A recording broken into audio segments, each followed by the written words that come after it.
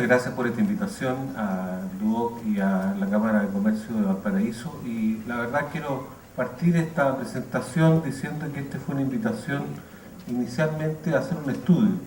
Y yo le planteo a los amigos que plantearon hacer este estudio que considero que Valparaíso ya tiene mucho estudio sobre el tema del borde costero y el tema del desarrollo, y lo que hace falta más es generar una instancia de encuentro social y técnico que genere mayores consensos en lo que hay que realizar en la ciudad. Y por lo tanto, esto simplemente tiene la pretensión de ser un soñar Valparaíso como un modelo para armar.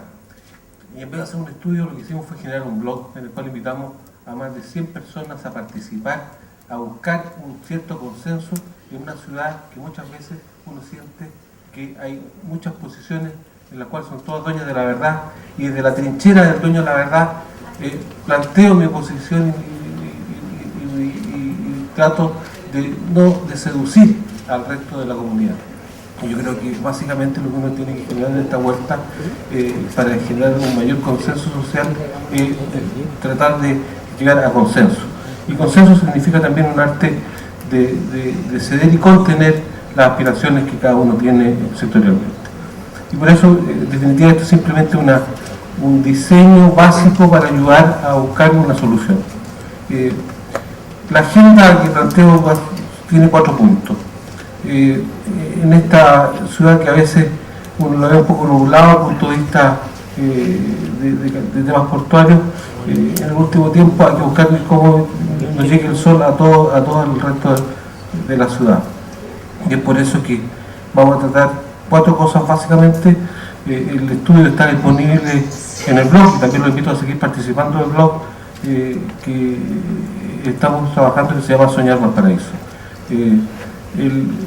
Una introducción sobre el contexto y el encargo que nos hicieron, el blog, la metodología, los modelos de hallazgos, tiempo de definición, acuerdo ciudadano y política sectorial explícita, y una hoja de ruta, sugerencias de itinerario y tareas. Parto el tema con la historia de las decisiones, de la toma de decisiones portuarias, la Comisión Kraus. Hace 100 años en Valparaíso se generó, se le encargó a Jacobo Kraus, el gobierno, el que generaron una comisión de puertos que empezó a estudiar cuáles eran las obras relevantes que se tenían que hacer en el país. Y quiero decir en el contexto, esto es maravilloso poder recurrir a la biblioteca para volver a leerlo, en un contexto en el cual la ciudad estaba enfrentando el fantasma de lo que significaba el Canal de Panamá. El Canal de Panamá cambiaba toda la logística de América. Los barcos ya no seguían llegando por el estrecho de Magallanes, y siendo Valparaíso el gran puerto que significaba el buffer, el centro de acumulación de riqueza en sus almacenes públicos que también se habían explicitado en los años anteriores en Chile, para efectos en los 1800, para efectos de ser el centro comercial del Pacífico. Pasábamos a ser la última estación, la estación final, y por lo tanto la discusión que uno se encuentra en la biblioteca, nuestra biblioteca pública de esos años, es que la discusión se da en torno a decir ¿para qué sentido tiene seguir haciendo grandes obras? Si somos ahora el fin de la línea. Y ahí Jacobo Kraus tuvo la visión de no mirar proyectos sacando el van y el TIR de corto plazo, sino hablando de un van y un TIR de largo plazo, diciendo cómo desarrollo Valparaíso con mirada de 30, 50 años. Y hasta el día de hoy utilizamos las capacidades y el modo de abrigo de hace 100 años. Y por lo tanto esa visión nacional es la que uno trata de mirar desde esta Comisión Kraus, que evidentemente empezó a mirar la ciudad, empezó a estudiar el puerto, a buscar distintas alternativas, y nos encontramos que ese viejo muelle de Sudamericana, que está aquí casi al frente, se transformó con posterioridad en el mono de abrigo de Valparaíso, una obra que es tremenda para la tecnología de la época. Sin duda es una obra que terminó después en 1912, en adelante terminó casi en 1920 toda la obra, pero es una obra realmente monumental, y que es necesario pensar cómo los chilenos de esa época se preocuparon de los chilenos de ahora. pensaron en obras de 100 años. Y nosotros a veces estamos mirando solamente con la mirada corta. A veces la maldición de los 4 años, digo yo, esta lógica de gobiernos de 4 años no nos permiten mirar y hacer proyectos cuando los proyectos portuarios a veces necesitan 8 años de desarrollo. ¿Quién plantea proyectos de desarrollo de 8 años? Ese es uno de los temas en los cuales tenemos que enfrentar. Y parto de este tema de las elecciones portuarias porque hasta el año 97 me tocó participar en el CIPIT, y que era la Comisión Interministerial de Planificación e Infraestructura de Transporte, organismo que ya no existe, pero que en definitiva juntaba a todos los ministros del sector de infraestructura, en los cuales estaba el ministro de Obras Públicas, el ministro de Transporte, el ministro de Vivienda, Planificación y de Hacienda, que se reunían y recibieron ese año un estudio cuando se estaba por salir la ley portuaria, del estudio Fernández de C, que decía que Chile necesitaba solamente un terminal portuario, y ese terminal portuario era necesario para efectos de generar un volumen suficiente que significara poder competir. Y claramente me acuerdo de haber visto la cara a los ministros complejos de tener que volver a tomar decisiones entre elegir o San Antonio o Valparaíso. Y este viejo dilema de discutir si es San Antonio o Valparaíso permea permanentemente todas nuestras decisiones portuarias, y jugamos a los empates de forma permanente pensando en que tenemos hasta ese minuto se podía ir, porque había un mercado como para ambos puertos seguir desarrollando en el mismo sentido. Pero ya la pregunta en el 2010 es, ¿qué necesita el país? ¿Necesitamos seguir con estos dobles empates? Hemos tenido licitaciones que han demostrado que hemos tenido algunos errores estratégicos en la toma de decisiones portuarias en el último tiempo. ¿Más puertos o más servicios marítimos logísticos? Esa es la pregunta de fondo. El cliente, el usuario final, anda buscando más puertos, anda buscando más servicios marítimos y logísticos que le den una posibilidad de generar una mayor competitividad, y claramente la segunda la opción, y por lo tanto los puertos más grandes son los que tienen mayor capacidad de tener mayor servicio marítimo portuario. No voy a entrar en teoría de cola, en discusiones desde el punto de vista que vamos a hacer una demostración matemática de por qué un frente de 1000 y tantos metros puede ser mucho más eficiente que varios frentes que se reúnen de menor tamaño, pero claramente esto es un tema resuelto con la ingeniería, y por lo tanto no hay dos discusiones al respecto. ¿Cuáles son las tendencias de mercado que se tienen que cumplir? Básicamente 3.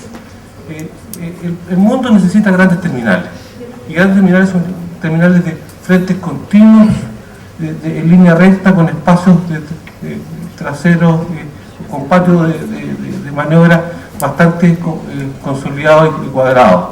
El ejemplo más clásico es Astenberger en Hamburgo, que es el terminal más moderno del mundo y que en definitiva desarrolla una capacidad de transporte bastante relevante y que tiende hacia la automatización. En ese puerto todo el patio se maneja en forma automatizada, sin personal entre los contenedores.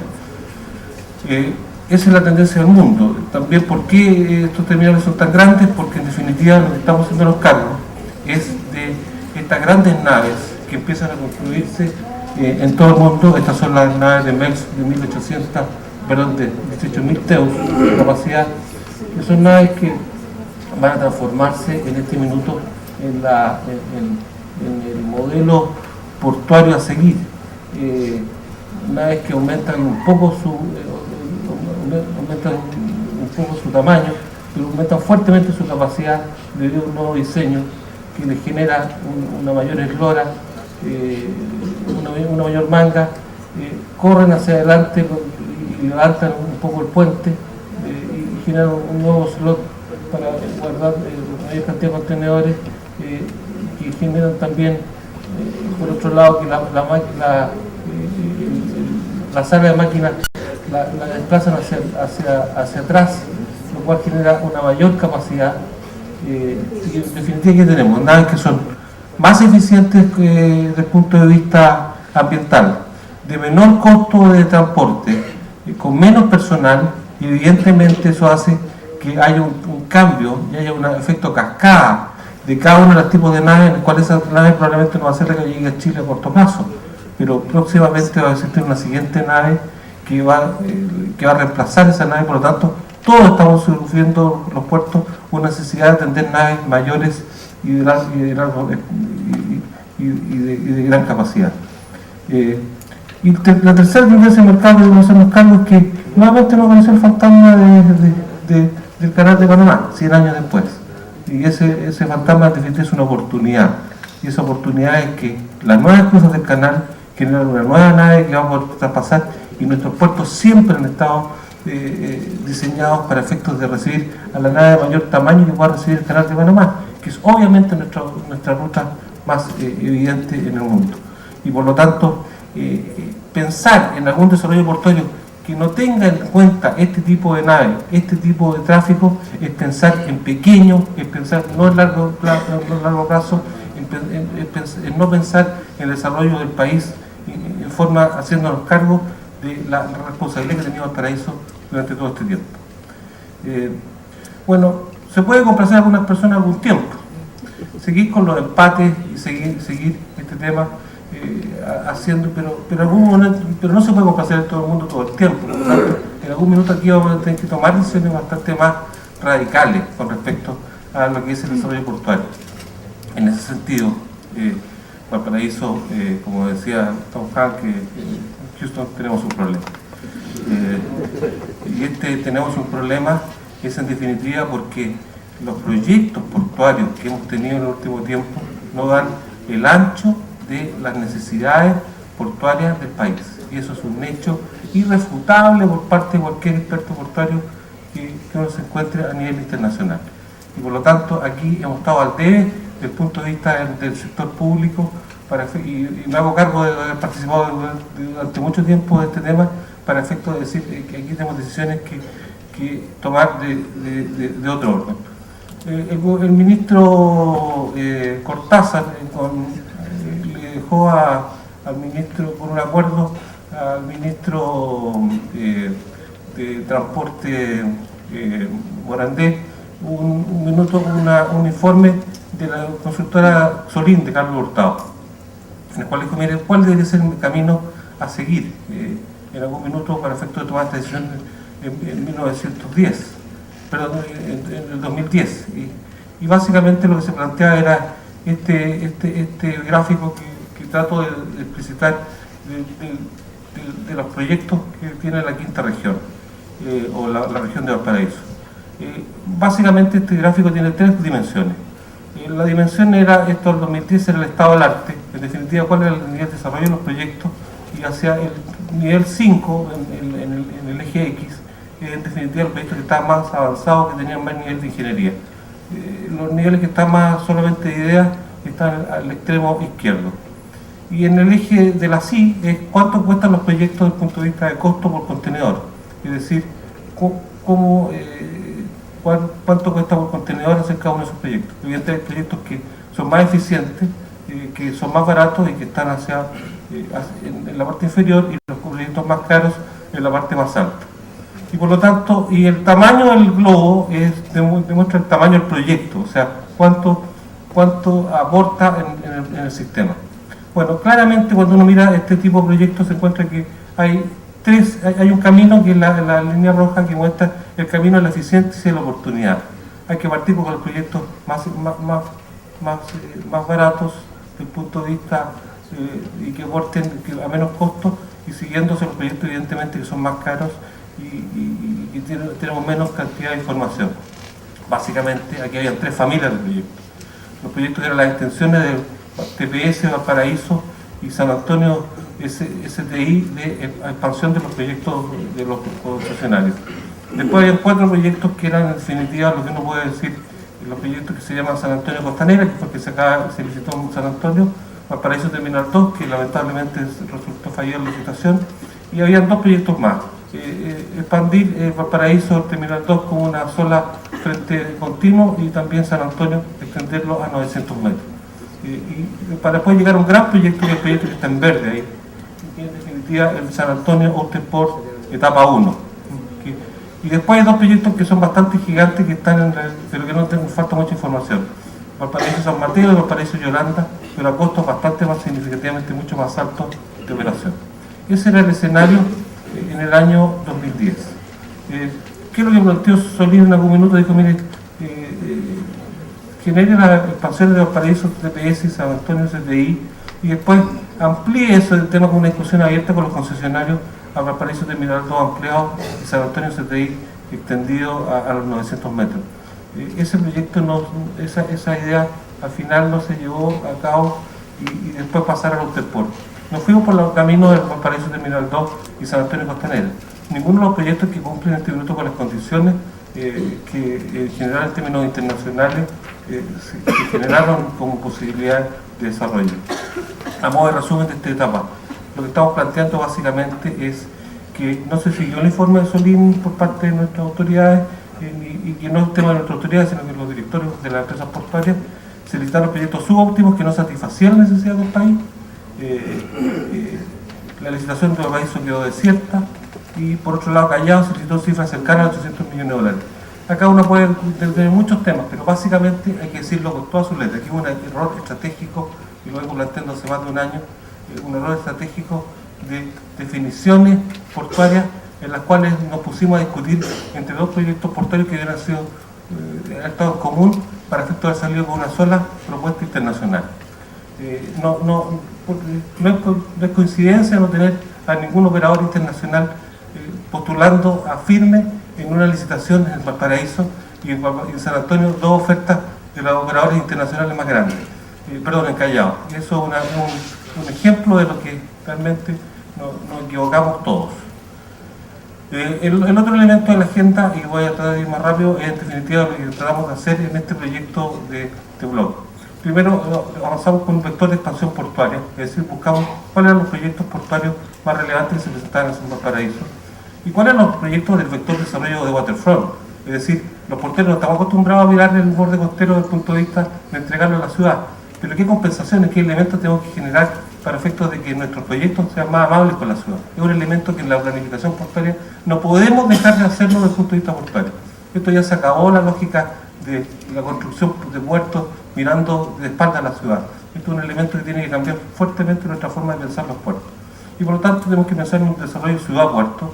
Y los tres modelos propuestos, lo que generamos básicamente, haciendo cargo a alguien que también participó del blog, que fue Reino Bruto Menso de Ciudad del Agua, el organismo internacional que mira el desarrollo de los puertos desde Venecia, nos plantea los 10 principios que tienen todos los puertos y que lo he contado aquí en varios seminarios en Valparaíso, para en definitiva decir cuáles son los elementos necesarios para el desarrollo del borde costero de la ciudad. Y eso es en definitiva lo que empieza a ser necesario para efectos de desarrollar una buena relación ciudad-puerto. Voy a ir un poco más rápido porque si no, no vamos a alcanzar y quiero ser respetuoso con los tiempos. La alternativa 1 evidentemente es una que tiene un efecto bastante complejo para alguna nación, que es rellenar la cosa y en definitiva avanzar en este tipo de proyectos portuarios que tiene algunas externalidades positivas, en definitiva desde el punto de vista de avanzar en un proyecto que ocupa el mejor frente portuario del país en este minuto como frente continuo disponible y concentrar la actividad portuaria en una sola área de la ciudad. Evidentemente tendría que tener una compensación de un levantamiento de la Plaza Sotomayor que genera un mirador hacia el mar desde el plano que tiene un calibre de intervención bastante mayor en nuestra propuesta. Las externalidades que son positivas y negativas es que genera una reubicación de la carreta de Botero al costado frente continuo, y decimos positiva y negativa porque puede ser un cambio que puede al final ser notablemente mejor para efectos del turismo, y un eventual cierre de la poza puede ser mal visto por la ciudadanía, pero da certeza al cumplimiento del código de ICPS o protección de naves, que es parte también de la alternativa portuaria. La alternativa 2, el desarrollo de este borde, que muchas veces hablamos del Terminal 2, una expansión en el centro de la ciudad, y que en definitiva se hace cargo de las necesidades de ampliación del actual terminal. Todo esto ustedes lo pueden encontrar en el blog. Básicamente aquí este es el proyecto que tiene mayores conflictos desde el punto de vista de que rompe la ciudad en dos partes y que genera un frente portuario en una zona que es claramente necesaria para el desarrollo de la ciudad, pero es uno de los proyectos que también se plantea de forma permanente. Y el tercero era ver el tema en en Yolanda, el proyecto que se ha planteado de generar un proyecto portuario en esa zona que es abierta y por lo tanto que necesita un molo de abrigo y que en definitiva hay que terminar de hacer los números para saber de cuánto estamos hablando. Básicamente también tiene el tema de volver a cerrar una parte de la ciudad en la cual estamos abriendo como borde costero. Cuando uno toma estas tres alternativas y las hace con la misma, yo creo que el gran aporte que ha tenido este estudio es que no podemos hacer una discusión de cuánto cuesta cada uno, una primera aproximación. Estamos hablando que el primer proyecto nosotros lo valoramos en 184 millones de dólares, el segundo en 400 millones de dólares y el tercero en 659 millones de dólares. Si a eso uno le suma que desde el punto de vista de la medida de mitigación son entre 80 y 140 millones de dólares, evidentemente nos genera una posibilidad. Tenemos que tener en cuenta de que el primer proyecto es el único que genera la suficiente economía para efectos de país, para efectos de generar una compensación social en los proyectos complementarios de ciudad, como es hundir el tren en la zona de Barón, generar una plataforma de ciudad más amable que termine ese paseo bastante complejo entre camiones y mezcla de camiones y mezcla de público que van a la poza, en definitiva generar proyectos de envergadura que generen un cambio notable en la ciudad. Yo creo que aquí el mundo portuario tiene que pensar en las compensaciones sociales en ese sentido mayores. Esto está disponible para seguir discutiéndolo en la web. La idea nuestra es seguir discutiendo este tema, esto es la partida. Dijimos esto es un proyecto, un modelo paradigmático, en definitiva lo que queremos es decir, sigamos discutiéndolo, pero sigamos discutiéndolo con racionalidad, desde el punto de vista de decir, mira, aquí están los números, se nos discutan los números, pongámonos de acuerdo en qué es lo que existe. A modo de resumen, en definitiva, las alternativas son económicamente muy distintas. El diferencial de costo de un proyecto versus otro permite realizar medidas de mitigación relevantes, entre 80 y 140 millones de dólares. El estudio no considera las obras de conectividad vial, con lo cual aumentaría la brecha de este proyecto. Si le sumamos al proyecto de Yolanda el acceso a cabritería, mayor es la diferencia desde el punto de vista portuario, y en definitiva es un tema que es relevante para discutirlo en serio, para discutirlo no solamente con ingeniería PowerPoint, sino que con discusión de datos reales y ingeniería que sea de detalle, que nos permita avanzar. Finalmente, y esto simplemente lo voy a reducir, aquí hay un acuerdo social que es necesario. Aquí tenemos que hilar un acuerdo social que a una voluntad es un imperativo de la comunidad portuaria. Esto es una discusión de carácter nacional que aparece de retomar su rol ciudadano, su rol de señalar cuál es el camino al sistema portuario. En Valparaíso existe una comunidad marítima portuaria de excelencia que no existe en otra parte del país y por lo tanto hay una responsabilidad nacional que hacerse cargo. La discusión de los años de 1900 se discutía sobre las necesidades del país, no solamente la situación de Valparaíso. Y aquí hay una discusión de país que tiene que llevar la ciudad y tiene que hacerse cargo. La competencia con San Antonio pierde relevancia en relación al desafío Callao. Lo que miraban nuestros antepasados, nuestro chileno está mirando la situación de Valparaíso con respecto al mundo. Una cosa es tener la potestad de ser el dueño del puerto, pero ya no podemos seguir funcionando, y entonces le digo a todos mis amigos portuarios, con la lógica de ser el dueño y que nos llevamos la pelota para la casa. Esto es una cosa que se tiene que compartir. Los consensos no significan unanimidades, sino grandes mayorías que tienen estabilidad en la decisión de largo plazo, que son fundamentales en materia portuaria. Hay algunas decisiones evidentemente estratégicas que uno puede decir que puede compartir o no, pero grandes consensos se necesitan, y hay un gran consenso técnico, por ejemplo, en decir que el único frente portuario público disponible para los próximos años para atender este tipo de naves que estamos discutiendo en Valparaíso está en Chile, el frente continuo que tiene Valparaíso en su disposición actual. Destruir, y esto quiero decirlo directamente a la empresa portuaria de Valparaíso, destruir un frente continuo de 1.300 metros, destruir la única posibilidad que tiene Chile de vender este tipo de naves antes que podamos construir un Norterport que puede durar 8 o 10 años. Por lo tanto, por favor, esto es una discusión que parece perogrullo tener que decirlo con tanta claridad, pero acá estamos a veces mirando cómo se llama una licitación en la cual se puede hacer cualquier cosa, y señores porteños, disculpe, con mucha humildad le digo, no se puede hacer cualquier cosa, no se puede jugar con el patrimonio portuario nacional con esa liviandad. Tenemos que tener una capacidad de transformar el país y de hacer proyectos que sean de largo plazo y que tengan sentido para discutir, hacer de nuestra ciudad y de nuestro entorno un espacio más razonable para nuestras futuras generaciones. Muchas gracias.